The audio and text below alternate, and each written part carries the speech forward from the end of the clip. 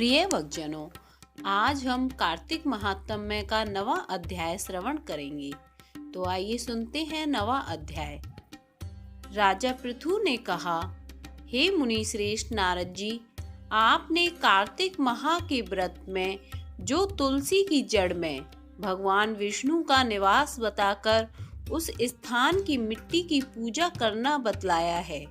अतः मैं श्री तुलसी जी के महात्म्य को सुनना चाहता हूँ। तुलसी जी कहाँ और किस प्रकार उत्पन्न हुई, यह बताने की कृपा करें। नारद जी बोले, राजन, अब आप तुलसी जी की महत्ता तथा उनके जन्म का प्राचीन इतिहास ध्यान पूर्वक सुनिए। एक बार देव गुरु बृहस्पति और देवराज इंद्र भगवान शंकर का दर्शन करने कैलाश पर्वत की ओर चले। तब भगवान शंकर ने अपने भक्तों की परीक्षा लेने के लिए जटाधारी दिगंबर का रूप धारण कर उन दोनों के मार्ग में अवरोध उत्पन्न किया। यद्यपि वह तेजस्वी, शांत, लंबी भुजा और चौड़ी छाती वाले गौर वर्ण, अपने विशाल नेत्रों से युक्त तथा सिर पर जटा धारण किए वैसे ही बैठे थे, तथापि उन भगवान शंकर को न पहचान कर इंद्र ने उनसे उनका नाम व धाम आदि पूछते हुए कहा कि क्या भगवान शंकर अपने स्थान पर हैं या कहीं गए हुए हैं। इस पर तपस्वी रूप भगवान शिव कुछ नहीं बोले। इंद्र को अपने त्रिलोकीनाथ होने का गर्व था।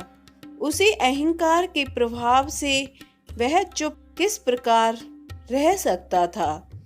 उसने क्रोधित होते हुए उस तपस्वी को धुड़क कर कहा, अरे, मैंने तुझसे कुछ पूछा है और तू उसका उत्तर भी नहीं देता। मैं अभी तुझ पर वज्र का प्रहार करता हूँ, फिर देखता हूँ कि कौन तुझ दुर्मति की रक्षा करता है।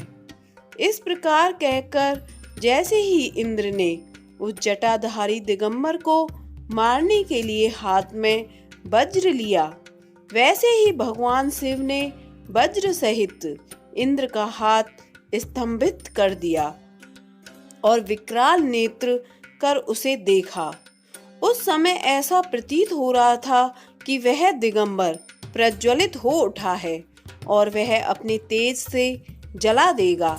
भुजाएं स्तंभित होने के कारण इंद्र दुखित होने के साथ साथ अत्यंत कुपित भी हो गए, परंतु उस जटाधारी दिगंबर को प्रज्वलित देखकर बृहस्पति जी ने उन्हें भगवान शंकर जानकर प्रणाम किया और दंडवत होकर उनकी स्तुति करने लगे। बृहस्पति भगवान शंकर से कहने लगे, हे दीनानाथ, हे महादेव, आप अपने क्रोध को शांत कर लीजिए और इंद्र के इस अपराध को क्षमा कीजिए। बृहस्पति के यह वचन सुनकर भगवान शंकर ने गंभीर वाणी में कहा, मैं अपने नेत्रों से निकाले हुए क्रोध को किस प्रकार रोकूं।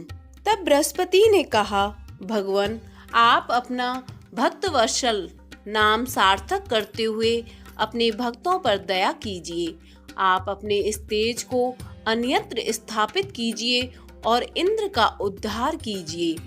तब भगवान शंकर गुरु बृहस्पति से बोले, मैं तुम्हारी स्तुति से अत्यंत प्रसन्न हूँ। तुमने इंद्र को जीवन दान दिलवाया है। मुझे विश्वास है कि मेरे नेत्रों की अग्नि अब इंद्र को पीड़ित नहीं करेगी। बृहस्पति से इस प्रकार कहकर भगवान शिव ने अपने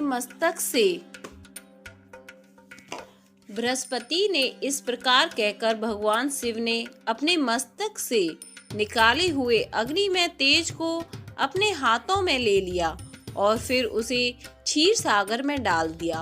तत्पश्चात भगवान शंकर अंतर्ध्यान हो गए। इस प्रकार जिसको जो जानने की कामना थी उसे जानकर इंद्र तथा बृहस्पति अपने अपने स्थान को चले गए। नवा अध्याय संपन्न।